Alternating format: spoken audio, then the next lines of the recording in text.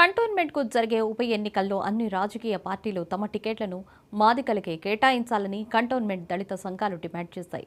ఈ మేరకు దళిత సంఘాల నేతలు ఇటుక శ్రీకిషన్, అజిత్ కళ్యాణ్, ఇటుక గోపి రౌండ్ టేబుల్ సమావేశం నిర్వహించారు. కంటోన్మెంట్ నియోజకవర్గంలో అధిక శాతం జనాభా మాదిగలే ఉన్నారని, రాజకీయ పార్టీలు మాత్రం మామూలుకి ప్రాధాన్యత ఇస్తున్నారని, మాదిగలకు టికెట్లు కేటాయించాలని, లేని పక్షంలో మాదిగ జాతి ఒక తాటిపై నిలిచి అన్ని పార్టీలకు మాదిగల తడాకా చూపిస్తామన్నారు. కంటోన్మెంట్లో గత 50 సంవత్సరాల నుంచి మాదిగలకు అన్యాయం జరుగుతుంది.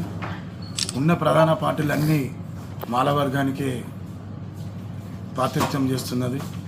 ఈ యొక్క కంటోన్మెంట్లో మాదిగల జనాభా, దళితులలో ఈ యొక్క మాదిగ జనాభా కంటోన్మెంట్లో ఎక్కువ ఉంది. అయినా ఈ మాదిగలకు గుర్తింపు లేదు. కంటోన్మెంట్లో అంటే మాదిగలకు గుర్తింపు లేదా, ఈ ఉన్న పార్టీలలో మాదిగలని లీడర్లను చేయదని ఫిక్స్ అయిందా అంటే వాళ్ళు అట్లా పార్టీలు అనుకుంటున్నారా? మా యొక్క మాదిగ వర్గానికి టికెట్ రావాలని చెప్పి మేము డిమాండ్ చేస్తున్నాము. ఇదే కంటోన్మెంట్లో 50 సంవత్సరాల నుంచి మా యొక్క మాదిగ ఎమ్మెల్యేలు లేరు.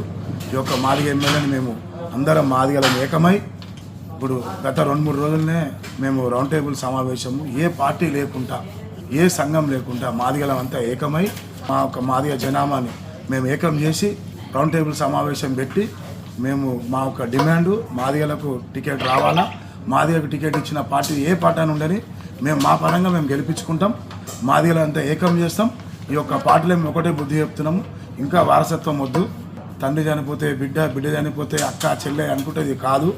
కంటోన్మెంట్లో ఇంకా లీడర్లు, పార్టీలు ఇవన్నీ గుర్తించి ఈ యొక్క మా మాదిగలకు అవకాశం ఇవ్వాలని చెప్పి మేము ప్రధాన డిమాండ్ చేస్తున్నాము. మా మాదిగలందరినీ ఏకం చేసి త్వరలోనే మేమంతా ఒకటై మాదిగ సత్యేందో చూపెడతాం. ఈ యొక్క కంటోన్మెంట్లో మాదిగ జెండాని మేము మాదిగని టికెట్ ఇచ్చినా, ఏ పార్టీ ఇచ్చినా మేము గెలిపిస్తామని చెప్పి మేము ప్రధాన ఈ యొక్క కంటోన్మెంట్లో గత 50 సంవత్సరాల నుంచి